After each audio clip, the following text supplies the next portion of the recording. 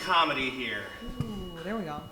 Hello and welcome, Grand Rapids. Thank you for joining us this evening. I'm your anchor, Josie Sabo. And I'm your other anchor, Sean Francis. And because, man, it just certainly seems like this whole seasonal depression thing just isn't going to go away, is it, right? We had the celebrations and now it's just for an entire month. So, but we have just the local, national, and world stories that you may have missed when you were wrapped up in your weighted blanket. You're welcome, Grand Rapids. This is NewsFlash. Dong ding. Hey, guys, want to go vote in Michigan's Republican convention next month? No. Oh, weird. Why not? But, well, if you do, or if you're a delegate, gonna have to fork over some cash, buddy. Traditionally, the Republican Party has paid for its own convention, but those Halcyon days are over, and you've got to pay your $50 early bird fee this month, or get charged $75 at the door. Turns out the GOP in Michigan is $2.3 million in debt, and they can't afford to fund the convention, so officials are blaming this shortfall on their fat cat donors who didn't, for some reason, want to pony up to support their slew of disruptive Trump-supported candidates last year. Weird, huh? But whoa, wait a minute. Blaming the rich for your own pesky poverty problem, pretty off-brand for Republicans, if you ask me. I mean, it seems like they're going to have a come to Jesus moment pretty soon, or at least a come to Dave Ramsey moment. Maybe, if they took on a second or third job to make ends meet, pull up their bootstraps a little, show some initiative. Or maybe they could get a loan from their parents, Or, of course, they're going to have to give up that avocado toast, right? Just rice and beans only, you guys. Well, maybe they could hold a bake sale, rice and bean crispy treats. Yeah? Sound good? Anyway, the Republican Party, you guys, they trumped around and found out. So, fat cat donors apparently like stability and not disruption. Who knew? So good luck with getting that $50 out of a slew of low-rent governor hijacking wannabes. Probably already spend that on guns, ammo, and ivermectin. So.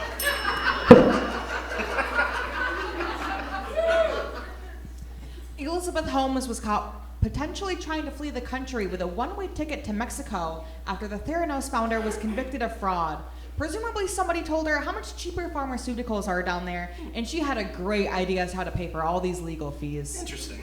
We have reports that her next plan to escape punishment is to collect the rest of the fraudulent stones to finish her Theranos glove and snap herself out of it. Oh, nice.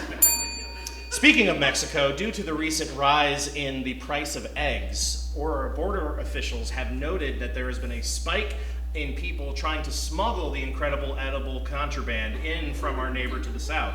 So if you ask me, these people have some major huevos to try and pull that off. In fact, I heard it was actually Elizabeth Holmes' backup plan. The question is, why didn't Texas Governor Greg Abbott just send a bunch of these Mexican eggs to New York on buses? Seems like a better use of his resources. At some point, I think some people are just going to have to simply resort to using Fabergé eggs because they're going to be cheaper.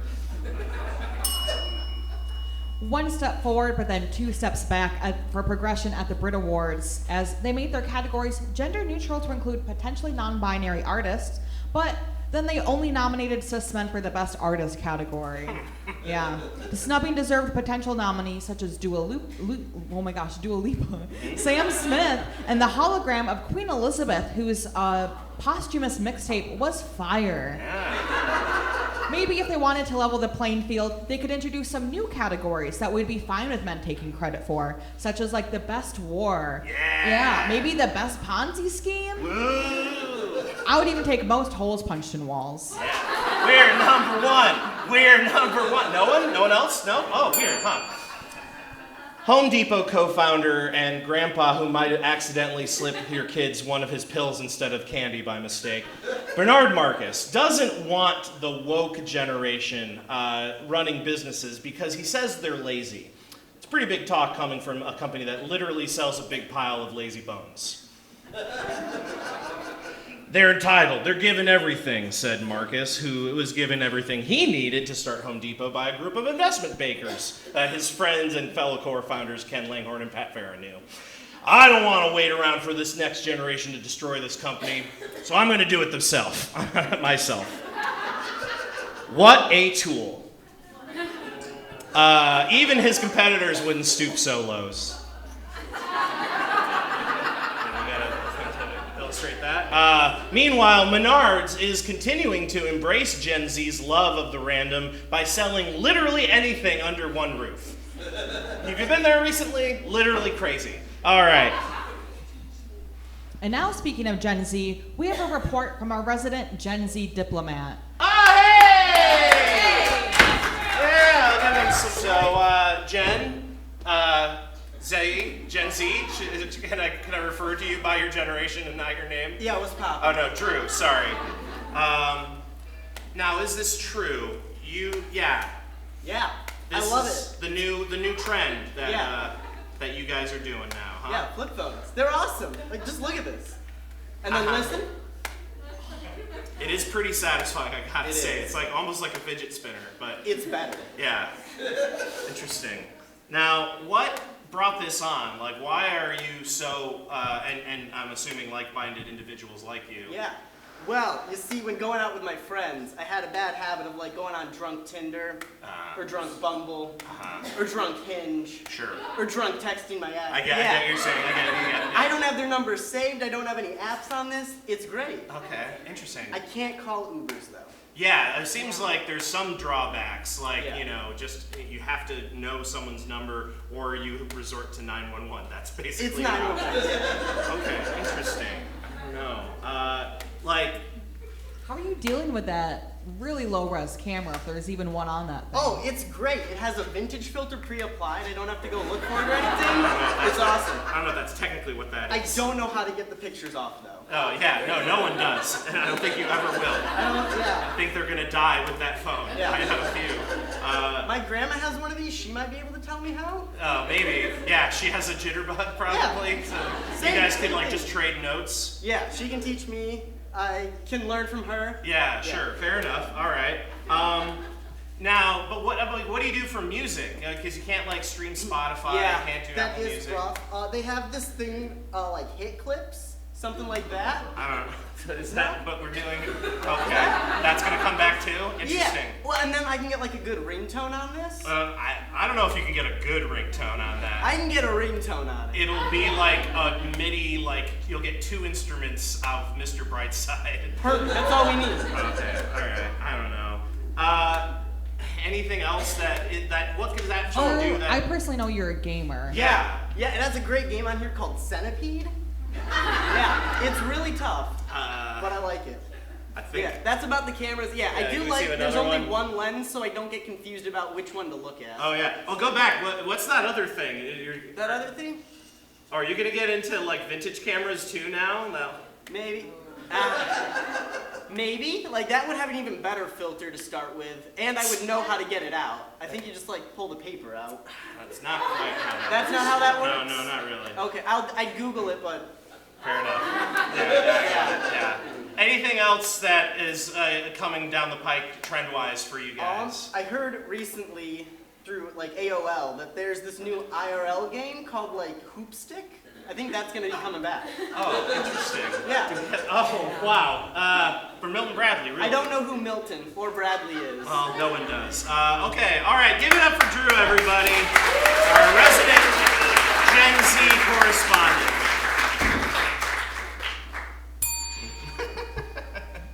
Cedar Point announced they are resurrecting the Top Thrill Dragster next year after it was retired in 2021 due to a series of incidents where broken parts of the coaster hit and injured park tourists, causing serious injuries. Now, part of the redesign include new features, including extra padding and helmets for a small cost. Right.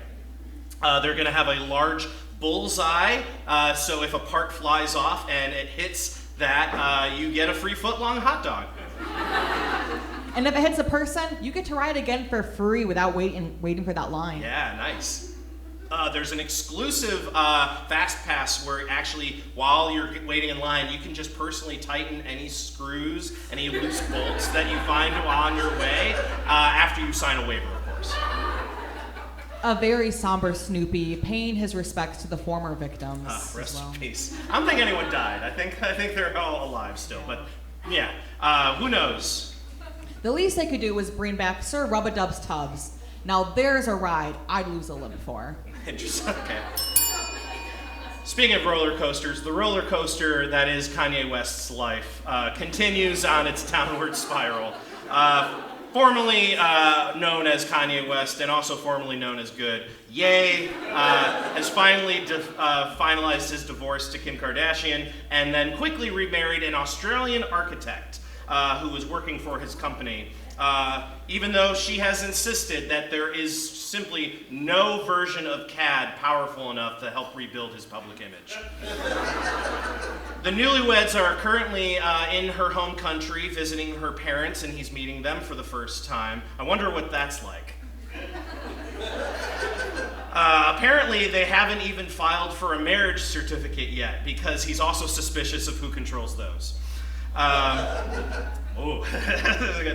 Mr. We Want Prenup is just skipping the nup entirely now. But meanwhile, his legal team is reportedly planning on taking out ads in some prominent LA publications to let Ye know that they are quitting because he's disconnected his phone number that they had for him, so they have no other way to contact him.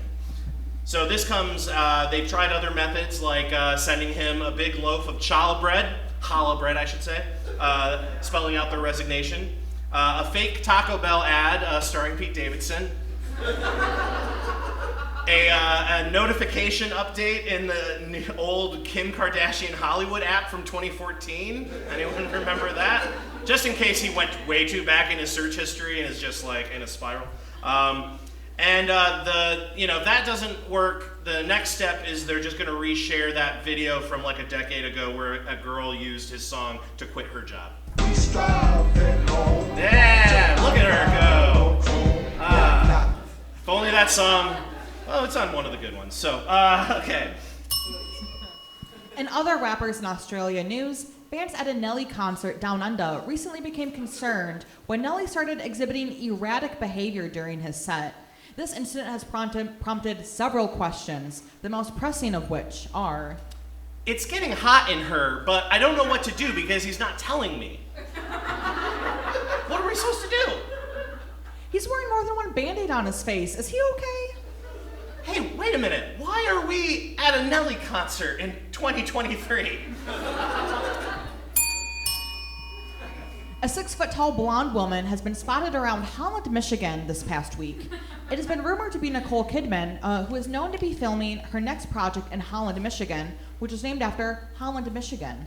Or it might just be every other woman in Holland, Michigan.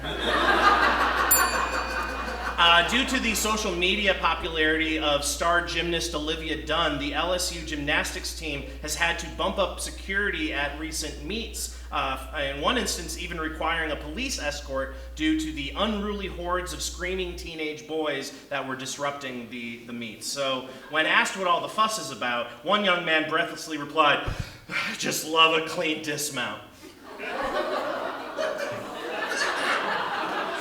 Considering that this is the most interest that this particular demographic has shown gymnastics since ever, pretty sure, the league is planning on striking while the iron is hot and capitalizing with some endorsements. So look forward to Nike's new line of Just Done It unitards, some Irish handspring body wash, Gillette pirouettes, and the new Samsung somersault. It's actually a flip phone.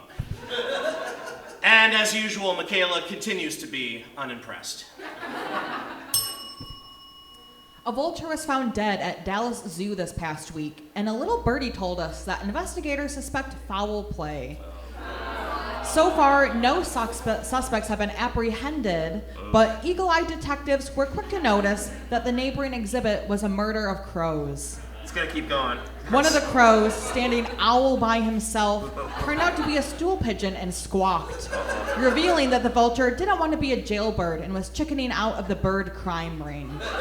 But there's only one way out of the bird crime ring: going cold turkey. But now, Grand Rapids, you're welcome. Newsflash, this is Comedy Outlet Monday!